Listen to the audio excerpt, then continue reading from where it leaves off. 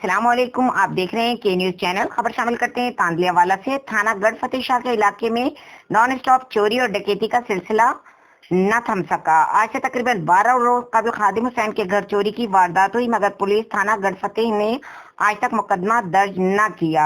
मुतासरा अफराद का RTO Faisalabad CPO Faisalabad से सख्त नोटिस लेने का मुतालबा। मजीद जानते हैं अपने नुमाइंदे अली हसन साबरी की इस रिपोर्ट में।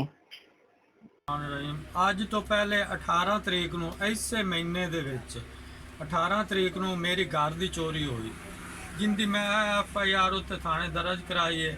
ਇਹਦੇ ਤੇ ਕੋਈ ਉਹਨਾਂ ਨੇ ਤਹਿਕੀਕ ਨਹੀਂ ਕੀਤੀ, ਨਾ ਮੈਨੂੰ ਕਿਸੇ ਨੇ ਆ ਕੇ ਪੁੱਛਿਆ ਹੈ ਕਿ ਕੀ ਬਣਿਆ ਤੇ ਕੀ ਨਹੀਂ ਬਣਿਆ। ਅੱਜ ਦੇ ਦਿਨ ਹੁਣ ਅੱਜ ਆ ਗੁਜ਼ਰਨ ਵਾਲੀ ਰਾਤ ਫਿਰ ਮੇਰੀ ਦੁਕਾਨ 'ਚ ਚੋਰੀ ਹੋ ਗਈ ਹੈ। ਇਹਦੀ ਵੀ ਕੋਈ ਤਹਿਕੀਕ ਨਹੀਂ, ਨਾ ਪੁੱਛਗਛ ਹੋਈ ਹੈ। ਤੇ ਬਰਾਏ ਮਿਹਰਬਾਨੀ, ਮੈਂ ਗਰੀਬ ਬੰਦਾ ਹਾਂ ਤੇ ਮੇਰੀ ਤੁਹਾਡੇ ਅੱਗੋਂ ਅਪੀਲ ਹੈ ਕਿ ਮੇਰੇ ਇਸ ਮਸਲੇ ਦਾ ਹੱਲ ਕੀਤਾ ਜਾਵੇ। ਮੇਰਾ ਇਹ ਸਭ ਕੁਛ ਮੈਨੂੰ ਵਾਪਸ ਦਿੱਤਾ ਜਾਵੇ। ਮੇਰੇ ਬੱਚੇ ਭੁੱਖ ਨਾਲ ਬੈਠੇ ਨੇ, ਮੈਂ ਬੱਚਿਆਂ ਦੀ ਰੋਜ਼ੀ ਕਿਵੇਂ ਕਮਾ ਸਕਣਾ? ਜਿਹੜਾ ਕੋਈ ਥੋੜਾ ਬਹੁਤਾ ਦੁਕਾਨ ਵਿੱਚ ਆਈ ਉਹ ਇਹ ਲੁੱਟ ਕੇ ਲੈ ਗਏ ਨੇ। ਹੁਣ ਮੇਰਾ ਕੋਈ ਹੱਲ ਕੀਤਾ ਜਾਵੇ, ਬਰਾਏ ਮਿਹਰਬਾਨੀ, ਮੇਰੀ ਅਪੀਲ ਹੈ ਤੁਹਾਡੇ ਨਾਲ।